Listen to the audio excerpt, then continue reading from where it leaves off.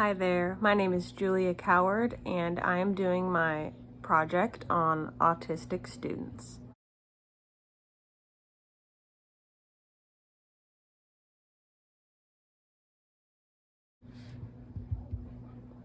So to get some definitions out of the way that I think we should all be familiar with, what are special populations? Special populations refer to students that must overcome barriers that may require special consideration and attention to ensure equal opportunity for success and in an intellectual educational setting. Some examples of that would be economically disadvantaged students, English language learners, special education students, and more. What is autism? 1 in 59 children are on an incredibly broad spectrum of a neurological developmental disorder called autism. This could potentially affect areas such as information processing, executive function, sensory processing, repetitive behaviors, motor skills, preservative thinking, social awareness, and verbal/nonverbal communication. Autism in education. So 71,951 Texas students in the 2018-2019 school year received special services due to autism being classified as a disability. Students with autism represent about 13.5% of all Texas students receiving special education services. The Autism Supplement is a form included in a student's IEP, which is an individualized education program that includes 11 strategies to be considered. Not all have to be implemented, though. Those strategies include an extended school day or school services, like if the child needs to stay after school, if the parent or guardian has something else to do or is working late, it could possibly stay after school. Accommodations can be made.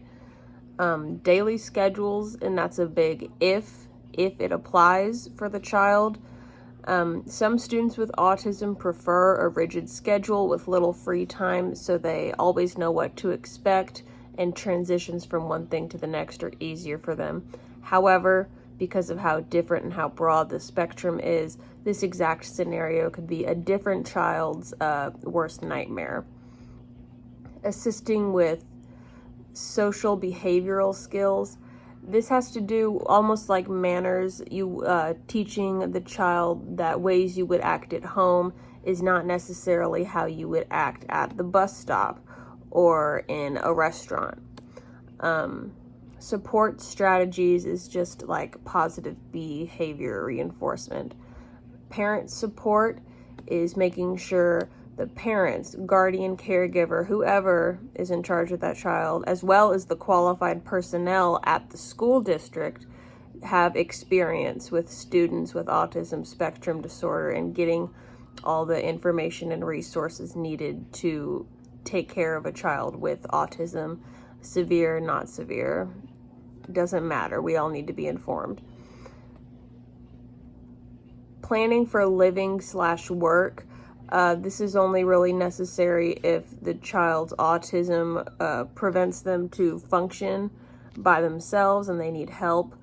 By age 16, you should start discussing planning for work, future living, and future education options.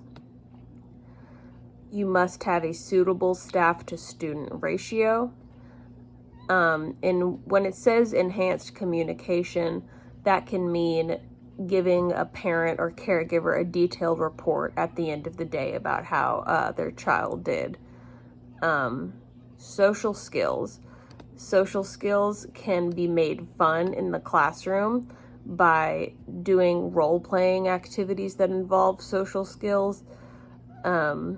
Like you can pretend, if you work with the small children, that is, if you're an elementary teacher and you have some kids on the autism spectrum, you could create a little store, like play center in the classroom that can help with role-playing social scenarios that they may not have experienced and training teachers and aides in teaching with research-based practices is super important. Why are autistic students important? This may seem like a silly question, but as an educator, we have the opportunity and the privilege to teach a variety of students from different backgrounds. This means there is a guarantee that you will be teaching a special population you might not be familiar with. Knowledge is power. We tell our kids this all the time. It's the same for us teachers. We owe it to these students to learn as much as we can about how they function, and autistic students deserve to be heard and have the pleasure of learning just like everyone else. If our autistic students are not nurtured, you might find yourself in this horrifying situation that I'm about to bring up on this next slide. This took place in March 2017 in Waxahachie, Texas. An anonymous mother filed a lawsuit against Felty Elementary School District for putting her 8-year-old autistic son, Braden, in handcuffs. On March 3rd, Braden's mother requested a behavior intervention plan for her son at school due to the fact that he had damaged a classroom during a sensory overload-related meltdown. By sensory overload, this can mean a number of things.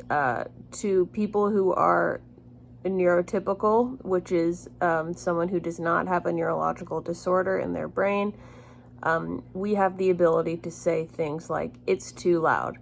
I don't like the way that feels. I don't like those colors. It's too bright." These are things that we can express. Most of the time, autistic students cannot, and that can lead to a meltdown with seemingly no explanation or help for him or her. After a hasty appointment with a diagnostician at the school where no plan was really made, Braden was not able to get his shoe on in class later that day, and he was screaming and throwing things.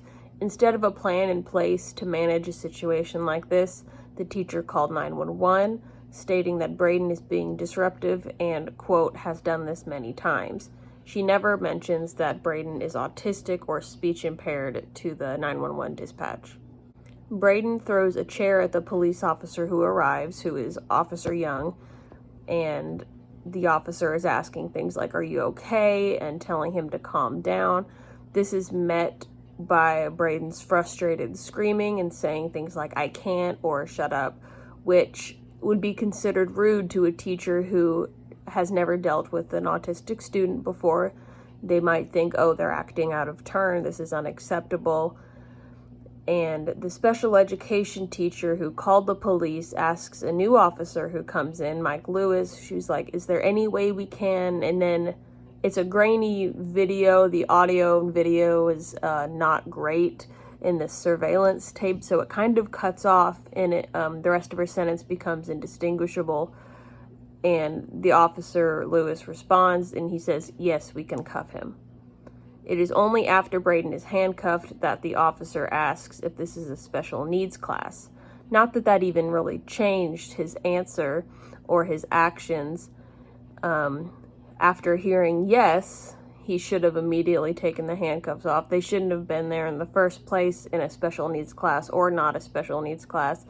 Bottom line, the boy is 8 years old, and the boy's mother is called, and she arrives at the school and sees her son in handcuffs in the principal's office. There's something called a functional behavioral analysis, an FBA. This is the bare minimum a school should have for a special needs student with behavioral problems. The police should have never been called. There should have been a plan in place for Braden and other students.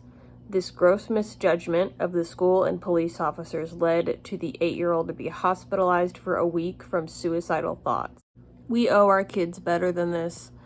I think it's absolutely unacceptable that a special education teacher didn't know what else to do and had to go to the police and handcuffing, physically restraining immediately instead of doing something more professional and not as drastic and traumatizing for the child. Okay, on this next slide, I'm going to do a little exercise with those of you watching. I want you to look at this picture and point out the child with autism. I'm going to give you a minute.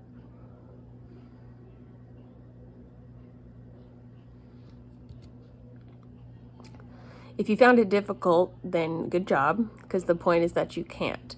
Autistic children, as well as adults, usually have no defining physical features that separate them from their peers. This is not Down syndrome. This is not something that can easily be spotted. One student with autism might be completely nonverbal and unable to perform simple tasks alone, while another student might be a prodigy in art or music or engineering, but not so sharp on social skills and or eye contact. Ways to support your autistic student in the classroom. Make sure the student is heard. I know this sounds like obviously, but some eager students tend to dominate class discussions. So make sure every voice is heard so they know their voice is valued in the classroom just like everyone else. Second thing is to learn about the student. Don't just rely on the student's paperwork. Don't just look at that IEP and think that that's all the student is. Ask their family members if they'd be comfortable talking to you about what the child likes, what they don't like. This can open the door to very helpful conversations as educators that we can have to understand our students better.